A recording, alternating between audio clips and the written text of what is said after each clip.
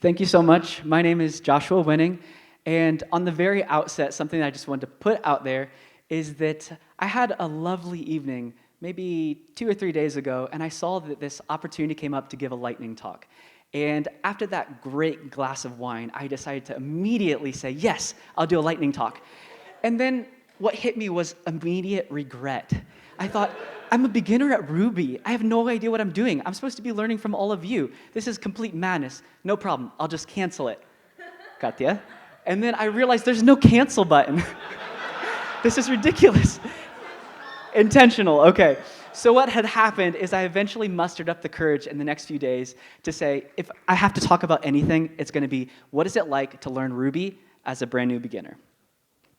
And if I don't pass out on stage first, I made this slide because I feel that there's a master key that we all share and something that just completely makes me want to cry.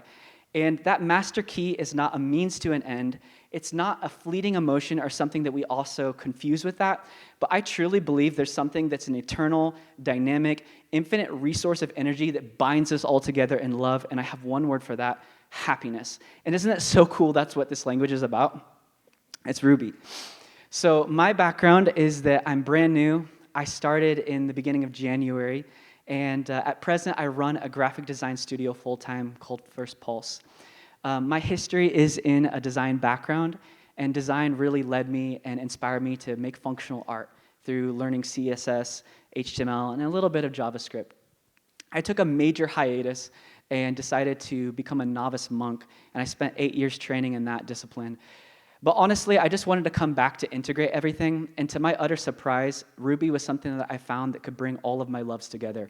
My love for art, my love for design, my love for language, and my love for philosophy. The way that Jeremy started off this talk I thought was really pertinent and special, and he gave this quote that sense-making happens in community. So as I reflect on what it's like to learn as a beginner, I thought I'd use this principle of 3 things, asking myself what works, what's missing, and what doesn't work. So I'm going to start with the last point. For me, as a beginner Rubyist, what doesn't work and makes my eyes get all buggy is engaging with the dead hype. And I'm sure all of you know about this, but it's looking at things on YouTube or even engaging with posts that say Ruby is dead or that programming in any human capacity is dead. And it's something that I just honestly wanted to challenge myself to just keep that aside. Secondly, unnecessary abstractions and tooling for me haven't been really useful. Shout out Thomas, wherever you are, for helping me get set up in Sublime and just using a pure text editor and Rock and Terminal app. Honestly, as a beginner, that feels so cozy and nice for me. It doesn't get overwhelming. And lastly, and most importantly, is a helpful reminder to myself to not compare. It's super easy to read everything on X and feel a little dizzy. What's missing for me, and I think is getting better, is just elevating the junior narrative, bridging more designers to developers. And Jonathan talked about this too. I think it's getting a lot stronger with AI to empower designers to code, and I think that's a really positive thing. But with that being said, one thing that I think is super instrumental is mentorship. I have a personal belief too that humans are just the magical X factor. There's something that happens when 2 people come together or a group of people come together that creates something so much better that we could ever do on our own. And it's like an emergent phenomenon that's just so beautiful to witness. And lastly, this is a reminder too, is to just have sheer fun and play. A lot of times in the tech talk, I feel that everybody is just thinking about growth in a straight line upwards, but for me, growth has always felt like a cyclical process. And I can't help but think of this very mysterious Rubyist that I came across. When asked about his design patterns and philosophy, he gave this very lengthy description and ultimately said, in short, all I do is muck around. And what's working for me is a sandwich learning approach.